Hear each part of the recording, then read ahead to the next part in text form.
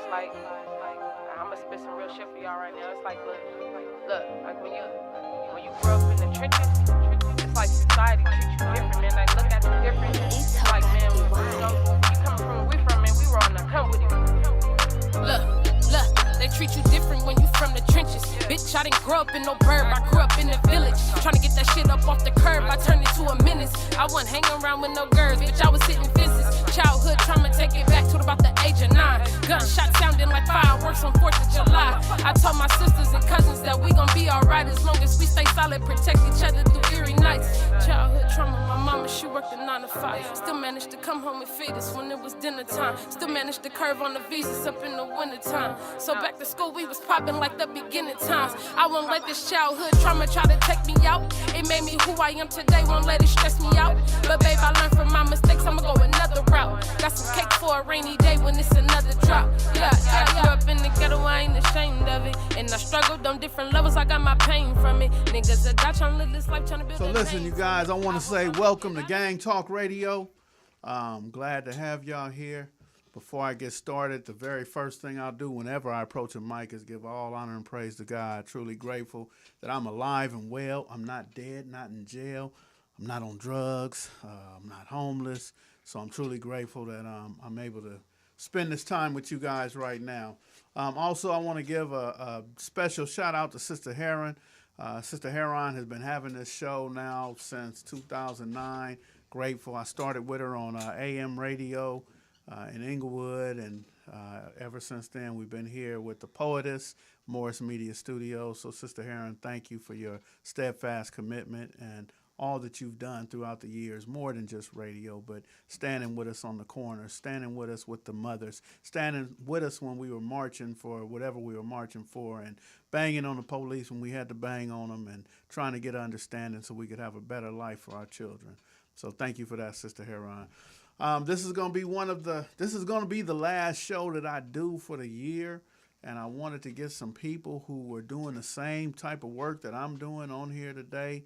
So I got a couple right now, maybe a couple more might show up, but I'm going to introduce you to the guys I have on the panel. I'm going to give you their government. I'm going to let them give y'all their street name, but I want to highlight my brother James Farmer. Brother James, been doing the work now for a good minute. I said everywhere I go, he's already there. So sometimes I just call him and say, where you at? Because I know it's going down. And also on the panel right here, Bernard Cooper. Let me tell y'all, when Bernard came home, I said, man, slow down, brother, slow down. And the brother didn't slow down. I'm glad he didn't, man. He hit the ground running. He wasn't going slow. So obviously he had the right idea, and I had another idea. It wasn't the right one, though. So truly grateful for both of these individuals who are here doing the work in the community, truly dedicated to doing the work and bringing peace. Go ahead and introduce yourself, Brother James, and tell us a little bit about what you've been doing lately and what you got coming up, too. Appreciate for the intro, man. Thank you. I'm just out here doing my part, saving our babies, stopping the violence, giving out jobs, career jobs. We got an event coming up Tuesday, December 21st at 10 a.m., North Pole Experience at PV Jobs on 41st and Main for the kids. Toys giveaway. We're going to have the snow out there. Rain, hail, snow is still going to go on, so bring your kids out. Have a good time. Let them see some snow. Then I think I'm at Dodger Stadium Sunday on the 19th as the Grinch. Oh, and I'll be the Grinch tomorrow, too, as well. So I'll be the Grinch for the kids, bringing a smile to their faces. And just, wherever I'm needed. Yes, sir. Let me ask you a question before we get to Bernard. Brother, are you a Grinch in real life, man? How you feel about these holidays, man? Do you go in your pocket? Do you go to the mall and spend all your money? No, I don't go to the mall and spend all my money. I ain't a Grinch in real life. I love the kids. I love what I do. It's about saving lives, giving these youth an opportunity, stopping them from running into that wall that we ran into. Right. I appreciate that, brother. Appreciate the work that you do. My young brother, man, tell us about what you got going on. Tell us who you are, man, and the stuff you've been doing since you came home. I think it was 2013 or 14. I can't remember 16. which. Oh, you came home at 16? Yeah, I was doing 5 years. I was doing a basketball game. Yeah, and Brother man. Phil Yeah. introduced me Yeah, to you. absolutely, And I said, Brother brother, Phil. go on and work with a nonprofit. Volunteer for a minute. Get yourself indoctrinated. And you didn't, brother. You just put your foot right in the ground and planted 10 toes in and started making a way for yourself, brother. So tell us what you got going on. What you doing? I'm my name is Kufan. Better known as Bernard Cooper or Baby Spike. I've been on 5 years, man, but I came back with a dream. For many years, I served 25 years in prison. For a gang-related offense that I wasn't to just shoot around. So I wrote that out because I didn't tell all my friends.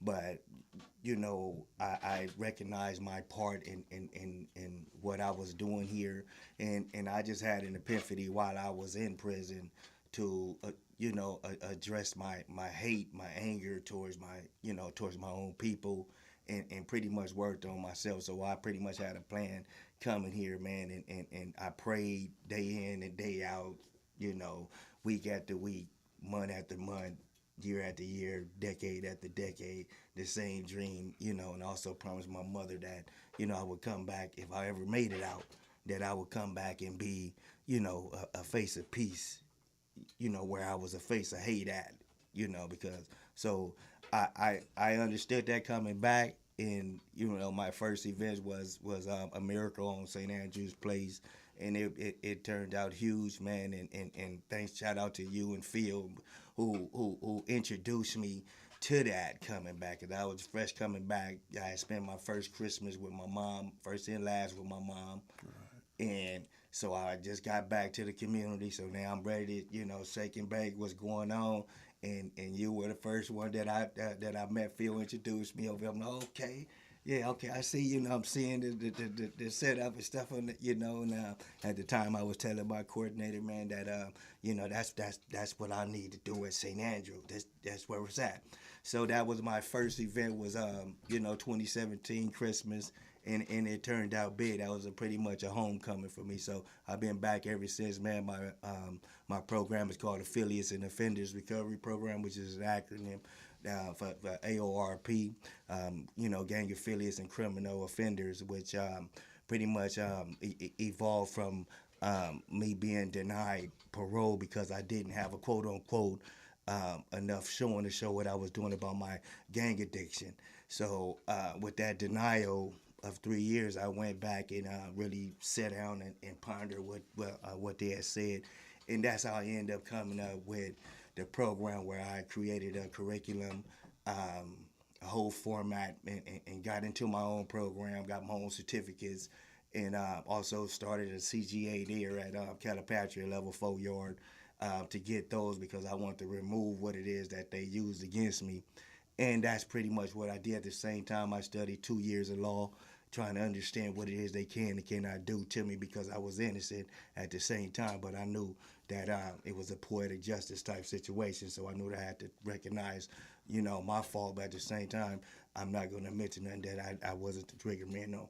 So I was able to pull that off on a general population Level 4 Yard at Calipatria, and went in there pretty much representing myself because I took the time to educate myself and understand what happened.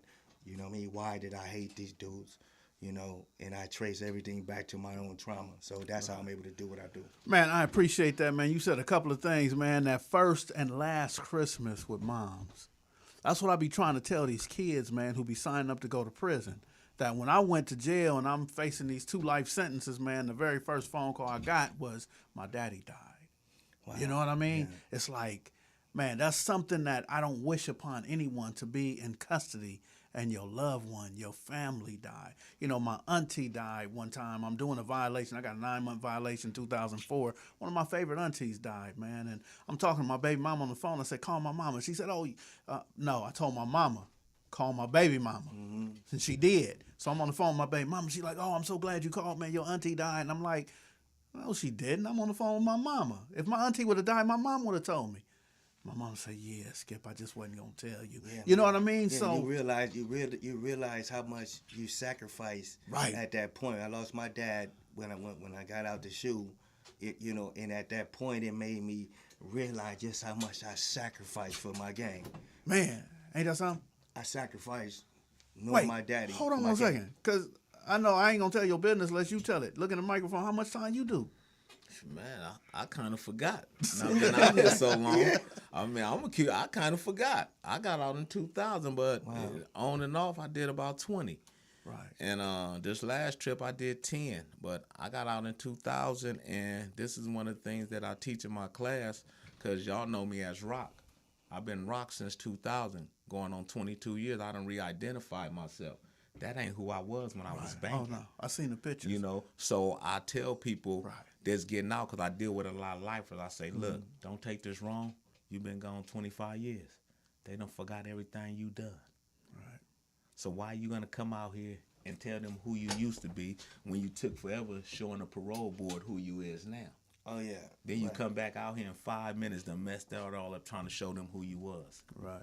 You know, so that's where, you know, I'm at with. So I'm hearing everything he's saying. I'm like, he hitting with the curriculums and everything. He re-identified himself. Because the first time I met you was over at the church, and I looked at you and I was checking you out. I was like, man, who is this dude? You know, then I'm like, you know, I was looking, I started following you. You know, I came to St. Andrews. I said, okay, you the real deal. You know, and I came through. I was watching you and following you. I was looking like I said, I got out in 2000. A lot of people don't even realize. I've been out here going on 23 years, man. Man, that's awesome, though. You know, man. God is I got out in amazing. 2005, man. You was out before I was. I didn't know whether I know? was coming home ever or not in 2000, you know. And I end up, but what pretty much changed me, it was with regards to my violence, is I end up assaulting another inmate in 2000. And matter of fact, December 12th, 2001. I assaulted another inmate, but it was that incident that really shook me with regards to who I was, because I know that I was bred out here on these streets where I knew that I supposed to attack my enemy, like, you know. So there, you know, it's a whole different ball game. Like, you know, your enemies are now your friends, and now it's about survival as a race, and you do what you need to do. But even in that, when I did what I did to, you know, to another race, you know, I sat back there and seeing this individual come back from the hospital and into as said with me, I look like, damn, that ain't who your mama raised, man. Right. Your mama didn't raise you to take this thing that you didn't carved up in this cell and go in somebody's skin like that.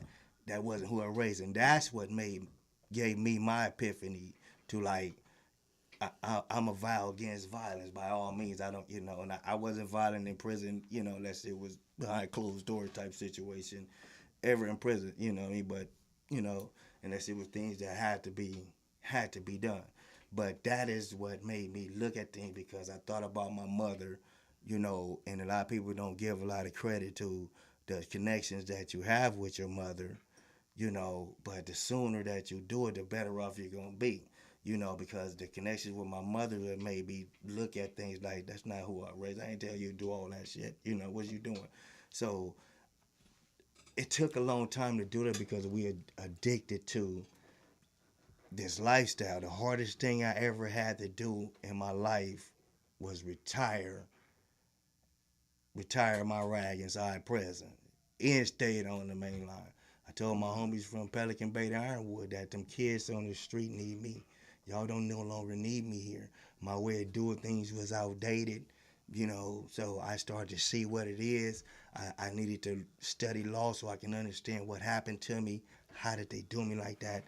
How did they set me up like that? How I'm the one that's in prison out of my whole Talk about that real quick, brother, the setup, man, because I be sitting here telling these younger dudes, man, that you don't have to be the shooter. You don't have to be the one to do it. All you got to do is have a gun, right? All they got to do is know you. They know you, and now they can give you something, right? So I didn't do nothing. They didn't give me as much time as you, but I remember coming home from jail. I'm the dope man, right? And they gave me a burglary. And I'm sitting there laughing like, man, ain't no way I'm going to do a burglary, man. I got caught with keys of cocaine and this and that. I'm on parole for that. You know, they know what I do, right? So I end up doing 6 months until I got a COP. I got to continue on parole after 6 months. When I seen that officer, he said, how much time did you do for that, whatever happened with that burglary case? I said, I beat that. He said, you beat it? He said, yeah. I said, yeah. He said, how much time did you sit in jail? I said, 6 months. He said, you didn't beat it. You did 6 months on a burglary. And I never put it together like that. Right. They Because still I went got to you. court. Yeah, they still got me for 6 months for some shit they know I didn't do. So for you, they got you to sit down over 20 years for some shit they know you didn't do. Yeah, well, the thing about our justice system is, especially with regards to minorities, blacks and Hispanics, is when you out here in this business, you so hell bent on what that business is that you really not educating yourself on nothing. So by the time I was arrested, shortly after my 18th birthday, I was clueless. I was uneducated and clueless as to how to defend myself. I couldn't understand nothing that they said in there. The only person that came to support me was my mother. She was sitting in that courtroom while they reading all these things about it, painting this picture of this monster that then killed these people and I'm telling her that, I about told my mama that, it wasn't me, but I'm not going to tell them. I'm not going to tell on my friends. You know what I mean? So, but I had no clue as to how to defend myself from sitting in this courtroom as a young black male whose mother's behind him, and the only people in the whole courtroom are white people. Right? They tell you to give you a jury of your peers or whatever, but it wasn't a jury of my peers. It was the people, it was who they wanted. But the thing that really killed me is an officer is who set me out because he believed that I shot at him in his off-duty capacity, right? So he jammed me up, tell me you're gonna threaten me or whatever. I'm gonna get you. But people come out at that time, they wouldn't allow you to just do what you do. So residents start coming out or whatever. That's the only reason he had let me go at that point. But I'm gonna get you, right? I know you want to try me. I'm gonna get you. So once he got involved, that's when they come and get me. Now the problem with that is that I've seen this applying when this individual came in front of me at these preliminary hearings that they do on us. He's the reason he painted the whole picture from the FI cards, from me willy-nilly giving them, they had every little bogus name I ever used off them FI cards, right? So, once I seen that, they had an opportunity to turn that over because by the time it was time for me to go to trial, well, I had, first of all, to be back up. I had to go pro per because nobody would listen to me when I said that this man, something's going on.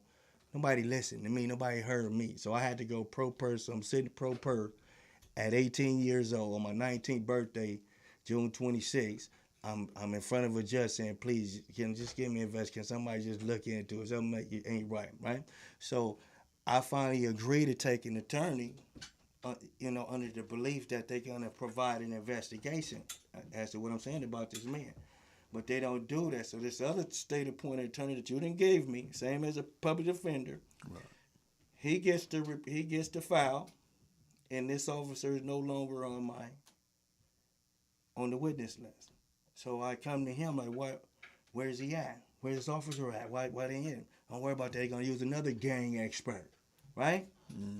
This same officer is the same officer that ended up being removed from the Reginald Denny beating case for eyewitness tampering. All my attorney had to do was ask where he was at. Right. And that would have brought all that up from him being removed. I turned over my case December 10th. It's coming up right now. December 10th, I gave up my case to another public defender. December 18th, they removed him from my homeboy, from the Reginald Denny case. On my homeboy and them case, they removed him from that case for eyewitness tampering. You know why? And because they had the attorneys that was backing him. I ain't have nobody. So think about this, brother. It happens all the time. And that happens all the time. It happens all the time to where certain evidence can't even be presented into court. You know what I mean? Like, even if you were able to get it into court, the judge might have said, nah, it has nothing to do with nothing. And sometimes they take evidence that'll make us go home, help us go home, and they say that we can't use it, right? So what I want to do, man, is I want to make it to where I mean, people got to know that this system is not designed for us. It's designed to, Right. and people say, man, ain't no racism, man, ain't no racism or whatever, but it really is, man, because anything that can help us. First of all, let me tell you this. Anything I say can and will be used against me in the court of law. Yeah, Think about that. They mean that. Think about that. So you mean to tell me anything I say can and will be used against me? Even if I tell you the truth, I didn't do it, I wasn't there. They can use it against me to put me in jail. And then think about this, man. This court system is so complex that I can't even speak for myself. Whenever I get arrested, they going to tell me not to go pro per. They going to tell me that I need to get someone who can speak for me. So you mean to tell me someone who I don't know, I need to tell them what I went through and what's going on so they can find out a way to present it for me. But I can't just present you with the truth. And if I do, it will be used against me. So y'all think about how cruel and corrupt the system is that just keeps putting people in prison. And the people who go to prison are the people, like you just said, who don't have that attorney backing. The people who can't afford to get an attorney. The people who can't afford to get those, $200,000 attorneys, man, go in there and get me out of this. So, man, so what are we doing on the streets, man, to prevent that from happening to other people, man, little kids? I got a 14-year-old over there, man. He signed up to go to the penitentiary, man. How do we keep them out of it, man? How do we stop them from throwing rocks at the jailhouse? By providing them with the information, the truth about about the end results. Like me, I work. I run a 501c, and people don't know that I run a 501c. I run a prison program in which I have 400 participants that's trying to come home through taking our programs, in which I share their letters with youth in juvenile halls who it's a few of them there right now in Central that I administer to that take my program and they're facing life, so it's about being able to share that information about what is expected, man. Like the same things that you see that you think is cool right here, you'll find yourself in a whole different situation, especially with regards to listening to your mother. I tell you that much. The sooner that you have you to be able to tap into that intuitive connection that you have with your mother, the better off you're gonna be. 10 years from now, you'll be a master. I had to look back at that during my transition, like what happened, because my mother warned me 3 times when I was 15. She warned me 3 times from time I was 15 to time I was 18. My mama gave me 3 warnings that I didn't pay attention to. And those 3 warnings had got me shot, got me in jail, and got me in jail even longer. Because I didn't pay attention to those, to those feelings, or anybody that's really invested in your future. They're gonna tell you what's good for your spirit, like how to survive, and that's how we need to connect, with kids that's looking at what they see out on the streets as being cool. Like I tell dudes in my group at Central Juvenile Hall, like don't glorify those that's rich in earthly possessions and bullying characteristics, or look down at the ones that's struggling and striving, trying to feed their families. You don't look up at that because all that glitters ain't gold. A lot of them don't. They really don't have it like that. And at the end of the day, everything that they flashing is for themselves. It's not for the people. It's for themselves. It ain't for their homies in their gang. They'll flash thousands of dollars. But it ain't for their people. It's for them. So why would you, don't fall into glorifying that because it ain't for you. He ain't got nothing for you. Well, let me ask you, what's the best thing about doing life, man? What's good about doing life, man? Going to the penitentiary, being around a whole bunch of men. They got girls in there?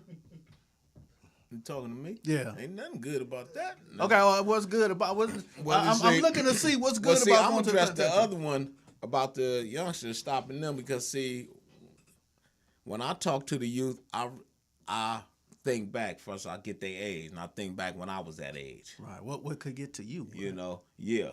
So then, and I'm looking at them, just seeing what it is they really trying to do. Because a lot of times, what us as parents tell them, they don't hear. Man, they don't want to hear. Because they think we were square as a mother hubba. Man. They ain't knowing the skip, Right. They just know daddy. Right. And then they say, man, why every time we go somewhere, somebody know you?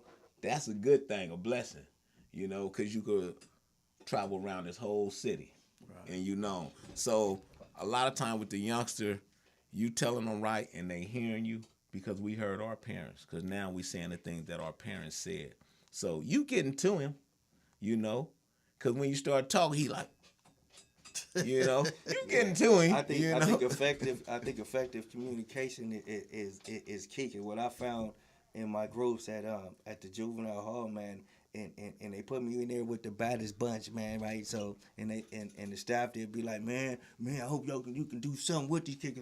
These are the worst ones, really, you know what I mean? And go in there, man, and after 5-10 minutes, man, everybody's on, you know what I mean? Everybody giggling. We on, you know what I mean? And they would hit, I have some that, that test like, where you from? So I'm like, how that feel when a 14, 15-year-old asks you, where you from? Yeah. Knowing everything you done been through.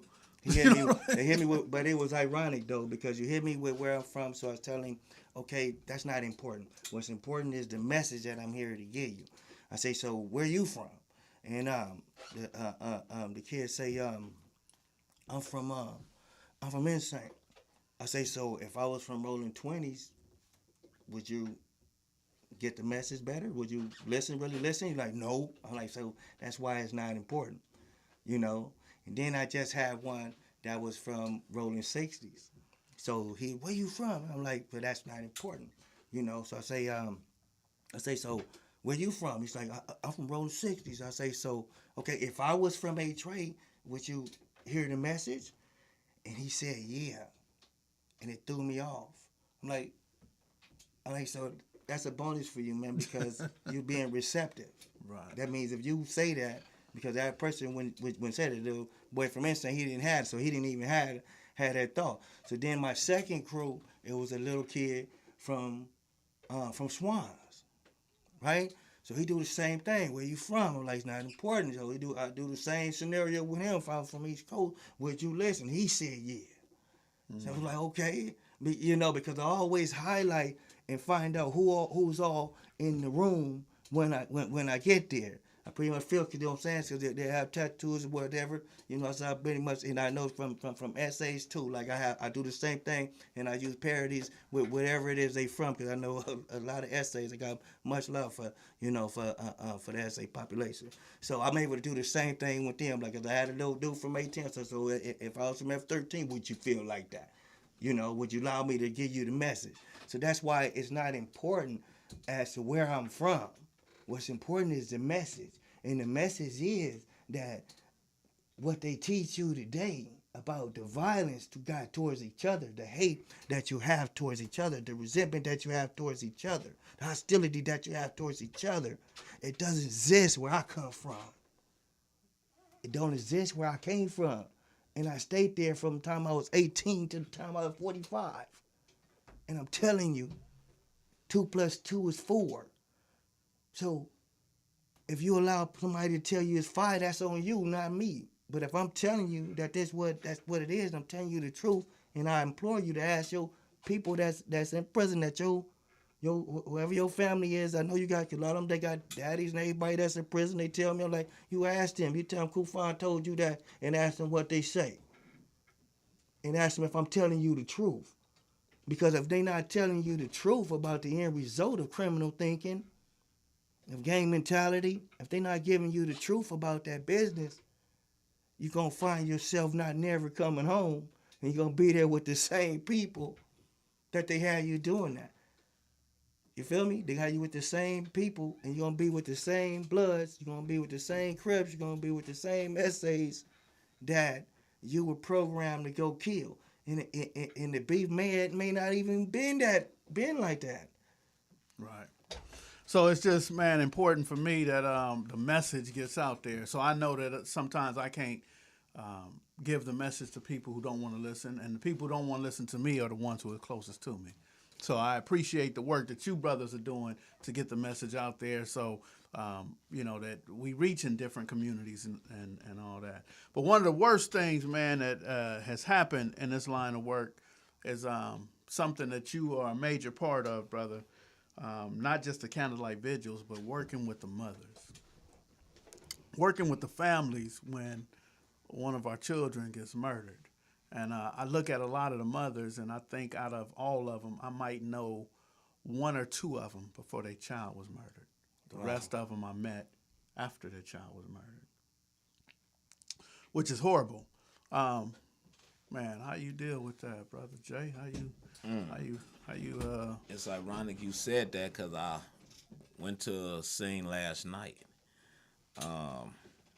13-year-old girl went to sleep and didn't wake up. Right. And I got a call to come do prayer. When I got there, the situation was even heartbreaking, even more, because she had an 11-year-old sister that's now here alone. So I'm in the process of getting some things together to take over there to the family. And you say the mothers, and the mother's nowhere around for this one, So it's something that you could never really explain. When I meet these mothers, there's automatically a connection. I never had a child murdered, praise God, but this is something that I started back when 100 Days, 100 Nights of Killing came out. Okay. Remember when that came out? I heard about that. I heard about that. I was sitting in my garage. I didn't even have social media then. I was sitting in my garage. I was like, man, I got to do something about this. What I'm going to do? And God told me, do 100 days, 100 nights of prayer. Right. So I ended up doing like 300 and some days. Okay. Of prayer. 100 days turned into 300 and something. And I met a lot of mothers. Right. Wow. And I built a relationship with them. And I love them, yes, because, they didn't ask to be part of this crew that they in. Right. The crew. The crew. And, right. The crew. And when I came up with that name, I was just laying there sleeping and trying to think. I'm like, man, because the crew is an organization that nobody want to be a part of.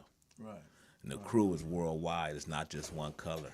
Right. The crew could be from gang violence, from the military, from drunk driving, from suicide. From these school shootings at the malls, all these other different areas of shooting, brother. And like I say, that's a organization that nobody want to be a part of. Right. I definitely don't want to be a part of it. My son died. He wasn't killed. So, it hit me in my stomach really hard. But, being a father is a lot different than being a mother. So even though it felt like a kick to my stomach, they probably feel like a train just wrecked in their stomach. You know what I mean? That's a whole different. Oh yeah, pain, and my condolences, brother, because you've suffered a tragedy as well recently. But it's a whole different feeling from losing a child to somewhat natural causes or whatever, from losing your child to gun violence, gang violence, it's a whole different feeling. So I can't even imagine from knowing my son, and knowing my mother gone and my grandmother and those dear, it's a whole different feeling from my feelings for Big Spike and my brothers that then got taken, and the parody from that, it is as a child, and as we are trapped in this in the mentality, we can't assess that. We can't assess the depth of what we doing, at the lasting effect of what we doing. When you take this life, you taking that. You taking that from them, and it can't come back. And it can't come back, and there's no statute of limitations on it or whatever. And so that's the flip side of things, is when you get caught, you're gonna be right there with the same people, man, that you're Man. killing, man, and it's And gonna, you're gonna have- it's gonna be a recognition. You have to it's gonna hit you. Right. That's one Especially of the for things. these new people that's innocent people that's getting killed. Those are the worst ones, and I tell you, young brothers, man, you kill an innocent person, man, that's not a part of the business. When you get where you're going, man, they don't look at that favorable. You didn't get no points, man. Right. It's all bad, man. Because you run across somebody like me, and I run across my little homies that then did something foul. They gonna be the first one out of there. They gonna continue to show what you're worth of. Right. Hey, look, you guys, we're going to take a break real quick. I got somebody else going to join the panel in a minute. If I can get my theme music playing, take like a minute break, man. Give some water or something and come right back, man. I ain't gonna lie, it's like I'ma spit some real shit for y'all right now. It's like, look, like when you grow up in the trenches, it's like society treats you different, man. Like look at you different. It's like, man, you coming from where we from, man. We were on the come with you. Look, they treat you different when you from the trenches. Bitch, I didn't grow up in no burb, I grew up in the village. Trying to get that shit up off the curb, I turned it to a menace. I wasn't hanging around with no girls, bitch, I was hitting fences. Childhood trauma, take it back to about the age of 9. Gunshot sounding like fireworks on 4th of July. I told my sisters and cousins that we gon' be alright as long as we stay solid, protect each other through eerie nights. Childhood trauma, my mama, she worked a 9 to 5. Still managed to come home and feed us when it was dinner time. Still managed to curve on the visas up in the winter time. So back to school, we was popping like the beginning times. I won't let this childhood trauma try to take me out. It made me who I am today, won't let it stress me out. But babe, I learned from my mistakes, I'ma go another route. Got some cake for a rainy day when it's another drop. Yeah, I grew up in the ghetto, I ain't ashamed of it. And I struggled on different levels, I got my pain from it. Niggas that die tryna live this life, tryna build a name from it. I hope I make it out alive, I ain't the same from it. I grew up in the ghetto, I ain't ashamed of it. And I struggled on different levels, I got my pain from it. Niggas that die tryna live this life, tryna build a name from it. I hope I make it out alive, I ain't the same from it. 100 rounds, 100 shots. Aim it at your block, and twisties on your head to make it rock. And do the bummer clock, that's word to Allah, me father. If the drama fold, I swear they need to free my cousin Low. Boy, ain't never told, but I can't say the same for you niggas. Niggas really hoes, be running the same marathon for years. Niggas really slow, ain't really got that money like you saying. Niggas really broke, you niggas all in y'all feelings, y'all be hating. Niggas really fold, but I can't say the same for you niggas. Niggas really hoes, be running the same marathon for years. Niggas really slow, ain't really got that money like you saying. Niggas really broke, you niggas all in y'all feelings, y'all be hating. Niggas really fold. I grew up in the ghetto, I ain't ashamed of it. And I struggled on different levels, I got my pain from it. Niggas that die tryna live this life, tryna build a name from it. I hope I make it out alive, I ain't the same from it. I grew up in the ghetto, I ain't ashamed of it. And I struggled on different levels, I got my pain from it. Niggas that die tryna live this life, tryna build a name from it. I hope I make it out alive, I ain't the same from it.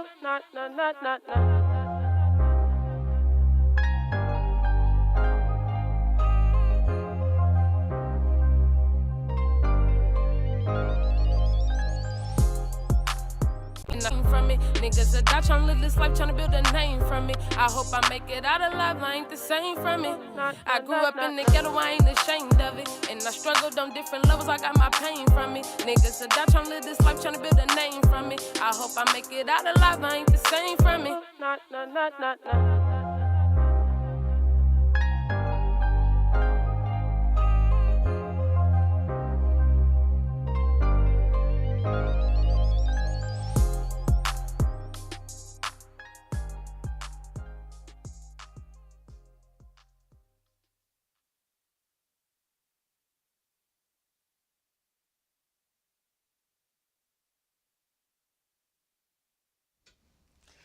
All right. We're back. Gang Talk Radio. Once again, giving all honor and praise to God. Thanking Sister Heron for her commitment. We got a new individual up here. Brother, if you don't mind, say your name and tell us a little bit about what you do out here in the streets, brother. What you got going on? My name is Jaime Gregory, also known as Rare Breed. I'm a Christian hip-hop artist. I do music for the movement, and I'm involved in peace building and peace advocate work out here in the streets with my brothers right here. All right. How long you been doing this work, brother? Just boots on the ground. I've been home since 2009 and got introduced to this and just gravitated to it. All right. Right. So yeah, we was just talking about the homicides of death, man. How it hurts, the pain, brother. And I know that, recently a friend of mine, more a brother of yours, took his last breath, man. And we was talking about how the pain and how it affects the family, brother. Can you tell us the effect of the death of Red, man, and what it means to you? Oh man, it's hard. It's my bro. I need him. You know what I mean? Yeah. So, it's something you deal with throughout your life. You're never gonna get over it. You got to get through it on a daily process. It's days that I need my bro and I need to call him, and get things done. Things that we had planned and things that were to come in the seasons. Watching his daughters grow up and the brokenness of that home since he been gone, it been rough. It been rough. We just had a 7-year. I don't want to say celebrated, but it was 7 years since his death, November 13th, and that was a dark day. It was some family issues that happened that shouldn't have happened, especially on that day. And the portals of that demonic spirit is in us, and we sit here and we blame each other. The blame game is real. Like, we internalize so much stuff that we hold it and then we throw it off on somebody else like it's their problem when we ain't fixed it within ourselves. Right, man. That's so important, man. Because I tell one of my children, my youngest boy, I tell him all the time. Only time I argue with his mother is when it comes to talking about him. You know what I mean? So imagine when someone is lost, someone is gone from that family, it creates a atmosphere where now we can start arguing. It's an emptiness, it's a brokenness, and the only way to fix it is to blame each other, man. And so I know the community needs to heal, man. We need healing more. And I was gonna say that healing, like, that's what the work I do. That's why I stay connected to you guys, because we out here unselfishly trying to heal, and the coping mechanism is us putting our life on the line for this healing process, because we put our life on the line for the shoes we wore, the clothes we wore back in the days. And a lot of people get changed and they transform and renew, like the Bible say, and they get scary. Right. Like, God don't build no punk. So what words you using? What words from the Quran to the Holy Bible? He don't build no marks. Like, why are you so feeble? You know what I mean? Man. So it's why it's crazy. important. Man, I feel It's that, bro. important. That's important. I never knew the way to say that to certain people who I consider my brothers and people in the work. Yeah. But the way you just put it, man, it's real. They being busters for the Lord. Man, stop doing that. And it's real, like you Right. said. And I'll tell you another thing that's real, the healing circle. I do a healing circle. And I find out a lot of men don't know how to express themselves. Of course not. Men don't know how to ask for help. So I tell a lot of these lifers that I do these circles with, find you, somebody that you could talk to, that you can confide in, because the work that we do, we get accused of a lot of things. Police lovers, we working for the police. Oh man, I just but the heard that good again, stuff man. don't go by. Cause see, I'm gonna mention something good that happened. A youngster, I walked into the classroom and a youngster said, "Rock, I gotta holler at you." I took him outside. I'm like, "What's going on, youngster?" He said, "Man, I just fucked up." I said, "What happened?" He said, "Man, I just robbed a store with a gun." I'm like, "What?" I pulled my Citizen app and the robbery is on there. Wow. But I'm doing intervention. I'm an ambassador. So this is intervention. See, this is the part of the work that don't get told about. Oh, you can't talk about it. I called my boy from the community where it happened at. "Hey, man, I need you to come up here. Something's going on with the youngster. We can't talk on the phone." So we talk, say what's going on. We go to the store where the robbery happened, straighten it out with the dude, give him a little loot back and everything. He ain't pressing no charges. But this is what intervention is. This is the good part that don't get told. So what people don't understand, what I just heard from you, is we don't want nobody dead, but we don't also want them in jail. So how can we fix it to where the young people, they going to make mistakes, man. So they don't need to be in jail, but they also don't need to be dead. You got and that's what we got. So individuals back in my community 5, 6, 7 years ago saying, "Oh, man, you working with the police." What I did was I did work with the police to make sure that we didn't get a gang enhancement, a gang injunction in our community. Yeah. So I went with the lieutenant down to the meeting and said, "Man, my community don't this and that. We ain't violent." And so, yeah, we don't have a gang injunction. But they said, "Oh, you working with the police." But I just heard that again, man. And when I said it, Brother Twin said he's heard it. Other people say they heard it. man, how the hell? How do we stop that? To people, the I heard it. misinformation, you know. Yeah, I heard it till they called me and say, "Hey, I need you to talk to the police." Because Hey, that's just like a person out there serving the devil, really believe in God, and until he gets shot, he ain't screaming God until he in that situation. Same thing like that. Like people get in trouble, who they call the police, but then you saying you F the police, you don't care about the police. So when people need they taking their houses, call a homie. He can go in this meeting with us and articulate with the homegirl, and we can do this. Y'all want me for that stuff. Right. But you can't point fingers and be judgmental. You gotta kill them with the love. You gotta kill them with the obedience, and that's how they get it. Like even though I was against you and I called you when I need you, you didn't throw that in my face. You just helped me. You know what I mean? And that's what we gotta do. Like this spirituality, man. I've been That's really good digging work, into it, bro. It's God. You already know. Hey, but look, it's God hard, working on man. me. You know how God working on me, bro. I struggle with that too because during intervention, and the youngster confided in me, he just did a robbery. Right. But part of intervention, calling the other intervention, we was able to go to the dude, look, man, the youngster made a mistake here, this is what he said, man, just tell him don't come back. Right. So that just saved him from 20 years, man. Right. So you mentioned that, we don't want you dead and we don't want you in jail, right?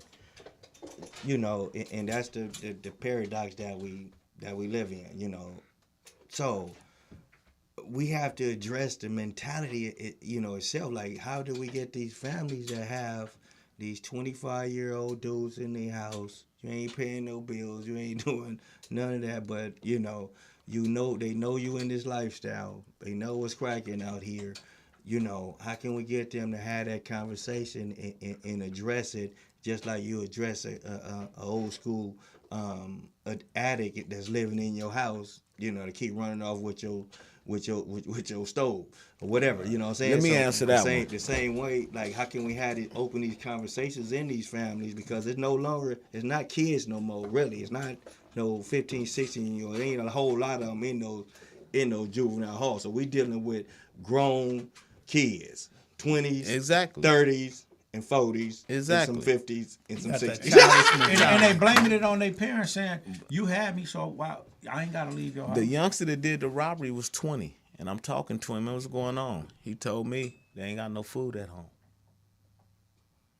Moms ain't Right. really He got had no the loot, sense enough to call, though. I really like him. No, he 'Cause was had in the class sense- when I walked in. He said, "Rock, I got to talk to you." Yeah. Class was going. I I like said, "Come him. here, what's Yeah, going I on?" like him. And that was a He call needed for some help. at that point. That Like, was you a know call what? for help, Right. though. See me, right? Right. Hey, that was a Right. straight call for help, Because though. the average dude would have just Yeah. tucked that and said, okay, I Yeah, did that, you ain't know gonna do what? it no But more. that's the- Yeah, I ain't That's gonna do it the no more. undesired So look, brother, I'm gonna let you consequence, know though, just in case. But Yeah. I ain't gonna do it again. But I'm just Right. letting you heads up. If something go Yeah. bad, Right. it's me. That was That's a a call beautiful for help, thing, though, man. and I'm humbled that I was there and I heard him, and I'm even humbled that I was able to call another intervention and we came together and we got him from catching a felony. Yeah. And Right. see, that's the bank. blessing. Yeah, all that, did all that, took groceries to the house and everything. Because it was a call for help, man. Right. And it was one of our children. Then you got those far gone though. Yeah. You got people that how many people know at least one person in your community be like, if he go to jail, a lot of stuff will stop. Oh, yeah. And people have been in that situation, and a lot of wars ain't because the shooter is gone. The dude out there sending all the females gone. It's some of them dudes that don't get it, and then you and your intervention mind dealing with homies in the hood saying, how we gonna deal with that? And everybody like, oh, he a hothead, we can't, and can't nobody control him. So we got those They situations can control him. It's called CDC. Well, that's when law enforcement get involved. But I think what he's alluding to is the community response. Like the homies respond to it. Like there shouldn't be not one individual that can't be reached. Exactly. With the echelon that majority rule. Because I know for a fact that if I was in my state, if I was unretired from that business, and I got with some of these heads that was my dogs back then, and me and him push up on a youngster until I wouldn't give a damn who he is. And we push up and tell him what it is that we need him to do, he gonna do what he do. Because he know he can't get past it. If you do something, he can't go to prison. Because they love Baby Spike in prison. They love this dude, whoever I'm with. They love him in prison. So what so you can take that chance if you want, but all these communities got that. You got dudes who are bona fide dudes, but they won't use their voice to address issues. So They and you rather got say it those don't who concern them. because it don't concern them. They Maybe they rather live say in it ain't another their life business, or whatever, or you know. That's a so whole they won't. other thing. whole And there's other a TikTok thing too where dudes say, somebody just asked me what I do for a living. And he say, I mind my own business. And they hiring. You know what I mean? You didn't see me? I posted that. That was me. Okay, but think about this though, man. You say you want an application. Yeah, Right, yeah. but how many people is saying, man, that because just recently, man, this young dude, Slim 400, just got killed, right? Man, I got about 1,000 phone calls telling me, Skip, that ain't your business. Leave that alone. But I'm looking at, man, that particular night, man, they was shooting Florence and Crenshaw, Slauson West Boulevard, Slauson 7th Ave. They up and down the street shooting. And I'm like, man, it ain't my business, but can I save a life? Exactly. And I got about 1,000 phone calls saying, That's the no. problem. We think it's not our business. But to me it is, man, because anybody shot could easily be me. I want to save the life of everybody. I want to save my kids' life and all that. But shit, more importantly, I want to save my life. It need to be more of us, bro. It need to be more people like us bold enough to be outside the box and say, you know what, it's going to be. Because the people that say that we this, we that, they wrong, they need to get out the business, is the people that's creating that business that we trying to intercede on. So how do we let the so-called bad guys win? Like, you can't tell me that it's not okay to sit up here and fight for somebody's life. I think it's very important. I think it's very, very important, very vital in what it is that we do. And with regards to what you were saying, it is very vital for the information with regards to saving lives. Your idea of saving lives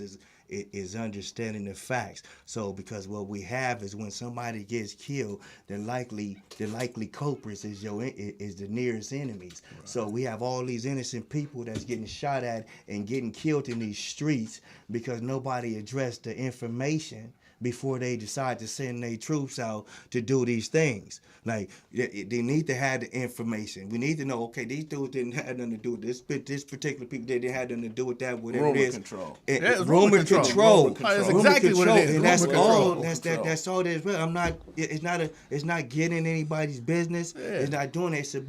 It's about controlling the flow of information so that you save lives, so that this young man right here walking down some street not knowing what didn't happen over here, but because he had this hoodie on right here, he's suspected as being one of the young dudes over there, and they pull up on him and they gonna gun him down just because he's walking with him. Yeah, but realistically, bro, we sitting here with a different lens in the same community, and the homies don't see nothing we see. Right. They don't know no comprehension and fathom any thought of peace because all they got is the murder on their mind. They got the hood politics on their mind. They reality ain't our reality.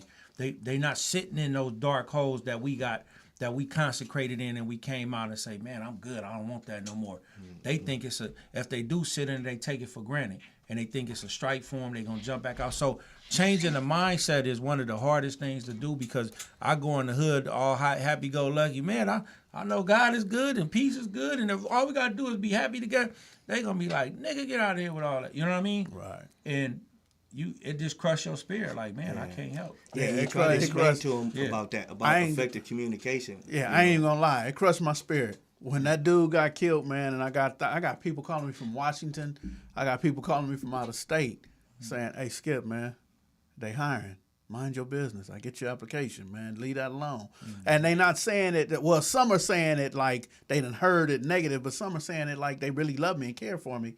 Man, stay out of that so nothing happens to me. You know what I mean? Type thing. So, man, being a peacemaker, being a peacekeeper is hard. Especially when the peace you're trying to keep is some in-house peace. That's the worst piece. Yeah, that's the worst thing. And with regards to, the overall picture, like,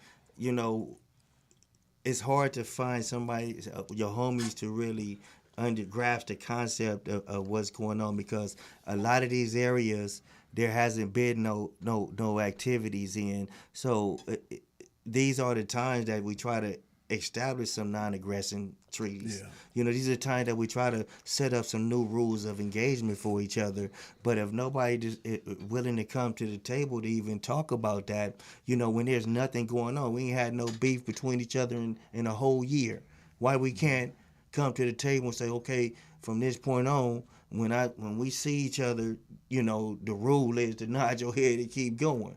You know, all violators get taken care of from your own tribe. The same way we do in the prison system. Like, you can't even act on nothing without that approval. And at the same time, you create these new rules of engagement. That way, you even know who your enemies is, because, you know, you can narrow down, because everybody's everywhere. You got people killing each other everywhere on one thing happening somewhere else. Let me say this, bro. I think, you know, because I like talking like this, but I like talking solution too. And I think going into the new year, because we got a lot of peace going on. The thing happened with the Broadways on the East Coast. Oh, yeah, they put the piece together, and they had a food drive and fed the community. Yeah, I heard. And about it that. was, but Saturday, right? Yeah, Last but it's a Saturday. lot of big homies. When we do all this stuff, it's old homies, big homies. So what we got to do is bring that influential process together and start really pulling on the young ones, because we don't have that intermix. When we out there doing that piece, like when I did the thing in my community, it wasn't a lot of little homies around. Because big homies on that corny stuff, man. I'm over here with it. You know what I mean? So we have to find a way to say, look, we gonna try this. You got to come over here. This part of the growth process. So, right. you know, but it's no real OG calls being made in a lot of communities. A lot of OGs don't have that. We don't have that lieutenant general relationship no more. Right, It's little homies that's on their own page, clicked up in their own thing. We from the same hood, but we clicked up right here, and y'all can't tell us nothing. And you can't tell them nothing, you know, and that's mainly due because, you know, they don't have the wows to do so. They don't have the education to do so. Even though you may have did all this time, you didn't take the time to understand how to navigate, you know, and share that with somebody that's coming under you. Myself, I haven't had any problem with none of my little homies. I can go up in any scene, you know, because when I talk to them from the heart. You know, how you doing? You know, what's going on out there? You staying ahead of things, man. You need to try to figure out how to get you a job or whatever. And they are receptive to that because it's coming from me, you know, and at the same time, you know, I get stupid too on what I stand on, you know, but at the same time, you have a lot of people that have a lot of enviness against you, you know, because of what you do that they haven't been able to do, and it shouldn't be like that. We should be able to come together and work together, because even if you in the lane that you in, even if you are a general within that business and you doing what you doing, you the major shot caller and all that, me as an activist from that community, we supposed to be working together to save lives. Right. And that's one of the reasons why it was hard for me to get a lot of people to get in this work, because they were scared that they would get hit with the RICO Act. You know, Right. Certain people have been hit with the RICO Act Yeah. lately. One of them, my partner, Mad Ronald, who worked on the grid contract, worked for LA Times, had his own carpet cleaning business, and he was still hit with that RICO Act, Yeah. you know what I mean, out in the state of Georgia, when he don't even frequent Georgia like that. So it's a fear. You know, some people are afraid to get killed. Some people are afraid to get hit in the back of the head. Some people are afraid to go to jail. So we got to, I like what you said, Jaime, we got to talk about solutions. So what's your solution? What's going on 2022 for you, J. 2022, man, we giving out careers, man. Come up to PV Jobs, 4112 South Main Street, man. We giving out careers, man. Come out and do something for your family, because I don't know no gang member that wake up in the morning and say, you know what, I'm going to go get murdered today. And I don't know no gang member when the shooting starts, standing up looking to see who's shooting. But after the shooting, they could tell you it was Pookie. Stop talking so much. Right. God give you one mouth and two ears for a reason, so you can listen more than you can talk, man. Come out, get yourself a career, take care of your family, man. Yes, sir. Funny story real quick, man. My brother need medication. My mother convinced me and my partners to take him. We see one of the homies, Lowrider, and say, hey, ain't that whoop-de-whoop Lowrider? And they said, nah, where y'all from? So we all ducked. They started shooting and shit. My brother stuck his head up like this and turned around and was looking. After the shooting was over, I said, hey, Steve, man, why you didn't duck? He said, I didn't want nobody to think I was scary. I said, man, didn't you Wow. see us ducking up under here? So, and he's older than everybody was in the car with us. You know what I mean? So, I'm glad you said that you ain't ever seen nobody when the shooting start. But the average person who getting shot at, man, they duck, they hide, they not looking. But what happens is the police say that they're non-cooperative. So when they say, "Oh man, I didn't see who shot me. I didn't see what kind of car. I couldn't see that."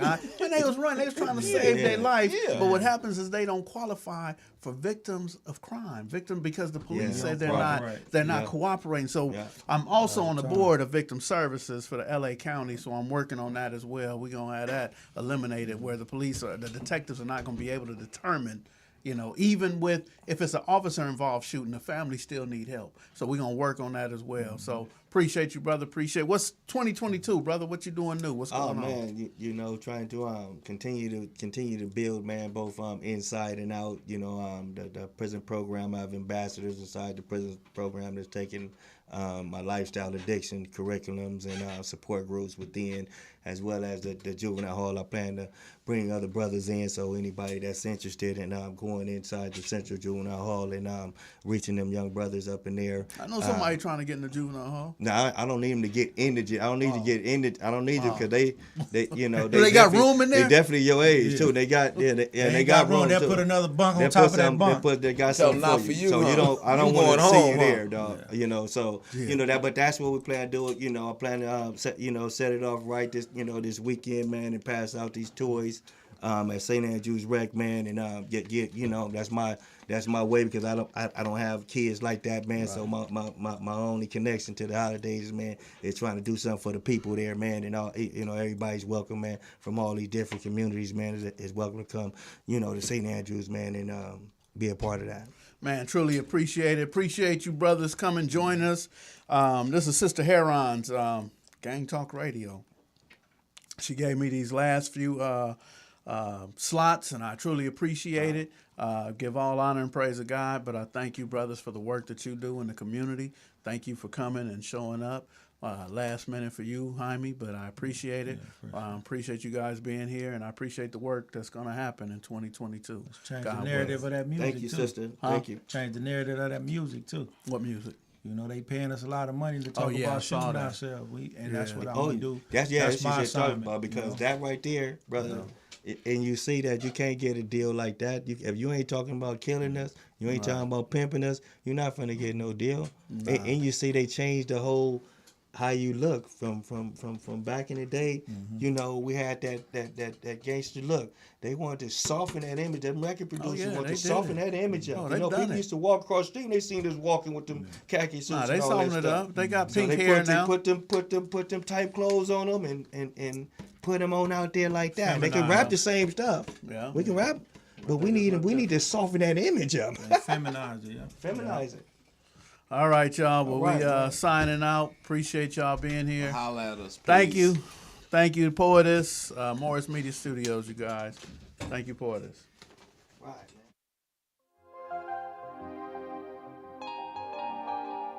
I ain't gonna lie, it's like I'ma spit some real shit for y'all right now. It's like, look, like when you grow up in the trenches.